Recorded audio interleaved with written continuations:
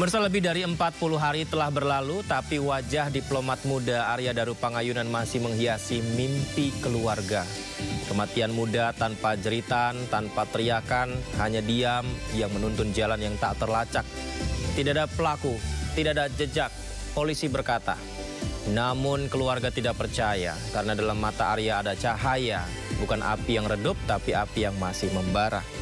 Kami hadirkan perbincangan eksklusif bersama kakak ipar Arya Daru Pangayunan, Meta Ayu Tereskova untuk Anda. Saya Yudi Handoyo, pemirsa, Anda menyaksikan Sindo Prime.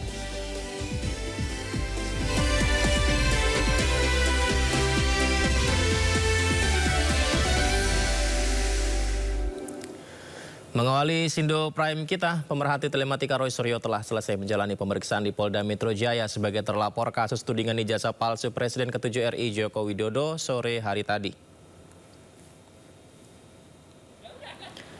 Inilah Roy Suryo yang keluar dari ruang penyidikan pukul 17.00 sore tadi. Diperiksa selama 6 jam. Roy Suryo mengaku dicecar 118 pertanyaan oleh penyidik dan semuanya telah dijawab.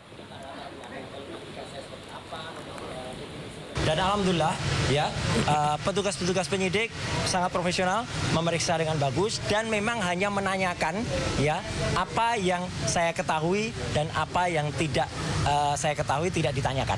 Ya, jadi artinya apa? Ya memang saya dari awal menyatakan seorang saksi itu harus bisa atau harus hanya mengatakan apa yang dia lihat dengan mata dia sendiri dan apa yang dia dengar dengan telinga dia. Seorang saksi nggak boleh dimintain pendapatnya, apakah Bapak lihat ini siapa. Kalau memang kita nggak mengerti, itu kita nggak boleh menceritakan atau berpendapat. Itu ahli kalau yang berpendapat.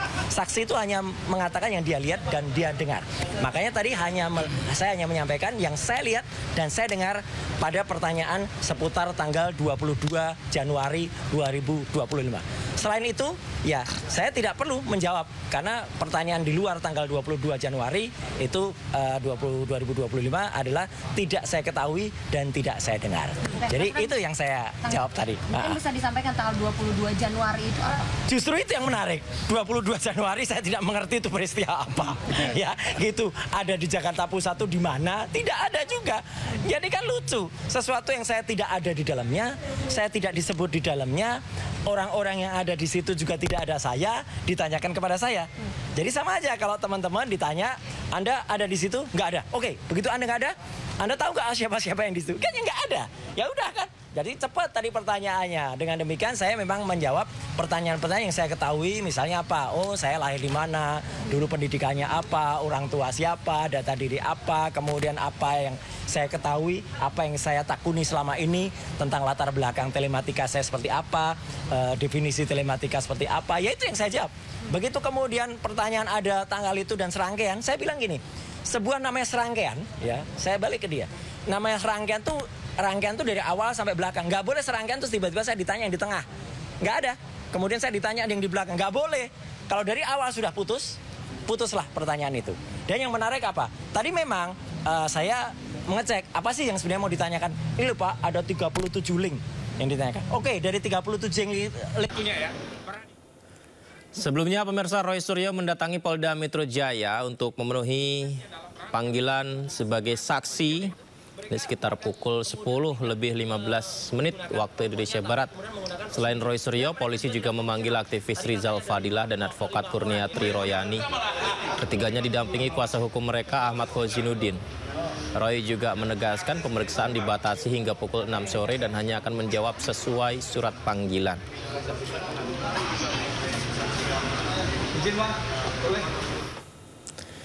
Ya pemirsa, sebelumnya Polda Metro Jaya memeriksa 3 saksi terlapor kemarin terkait kasus tudingan ijazah palsu Jokowi.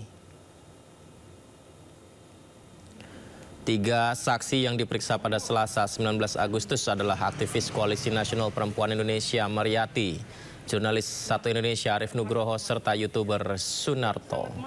Pemeriksaan ini merupakan tindak lanjut laporan yang dilayangkan pihak Jokowi terkait dugaan pencemaran nama baik dalam tudingan ijazah palsu. Kuasa hukum salah satu saksi mengkritik langkah pemanggilan wartawan sebagai saksi dalam kasus ini. Saksi ini latar belakangnya adalah seorang jurnalis.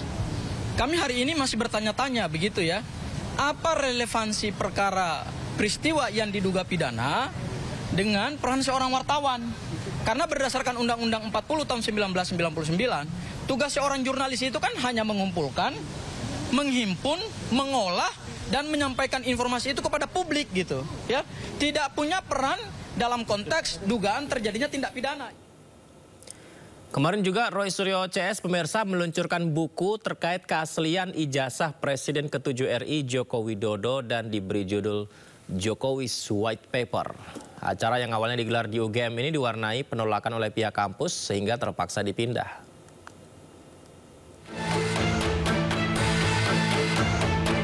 Tiga terlapor dalam kasus dugaan ijazah palsu Presiden ke-7 Joko Widodo, yakni Roy Suryo, Rismon Hasiholan Sianipar, dan Tifauzia Tiasuma alias Dr. Tifa, meluncurkan buku bertajuk Jokowi's White Paper di Universitas Gadjah Mada, Yogyakarta.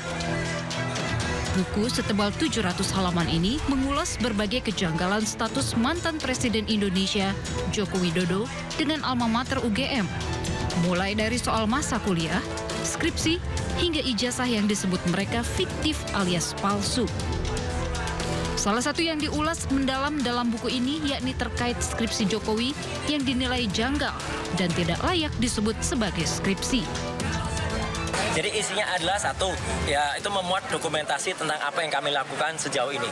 Mulai dari kemudian ketika isu pertama kali ini keluar ya. Isunya keluar di mana? Kebetulan isunya keluar di Jalan Kaliurang kilometer 14 ya. Ketika ada seminar waktu itu memilih dengan hati yang diselenggarakan oleh UII, moderatornya Mbak Rosiana Silalahi, ada Prof Mahfud MD, bisa tanyakan ke Prof Mahfud itu ya. Ada Buya Safi Ma'arif ya, sudah nggak ada. Kemudian satu lagi Jokowi. Waktu itu ada dialog santai gitu ya. Ada videonya juga yang mengatakan untuk jadi presiden tuh IP-nya sebaiknya berapa. Prof Mahfud mengatakan IP saya 3,8. Nah Jokowi mengatakan IP saya di bawah 2 aja nggak ada gitu loh. Kan mulai dari situ sebenarnya orang berpikir. Nah dari situlah muncul kemudian orang-orang yang berpikir kritis. Contohnya adalah Bambang Trimulyono atau Bambang Tri dan Nur Sugi ya atau Gus Nur ya. Dan sempat kemudian mereka mempertanyakan soal itu, tapi mereka dikriminalisasi. Itu semua kami tulis dalam buku itu. Peluncuran buku ini nyaris batal karena pihak manajemen gedung UC UGM mendadak membatalkan penyewaan ruang Nusantara yang biasa digunakan untuk kegiatan pertemuan. Ketiga penulis kemudian memindahkan acara peluncuran buku di ruang resto dan kafe. Namun saat kegiatan akan dimulai, lampu dan pendingin udara dimatikan hingga menuai protes dari Roy Suryo. Meski dengan kondisi gerah dan suasana agak gelap, peluncuran buku berjalan hingga akhir. Tim Liputan iNews melaporkan.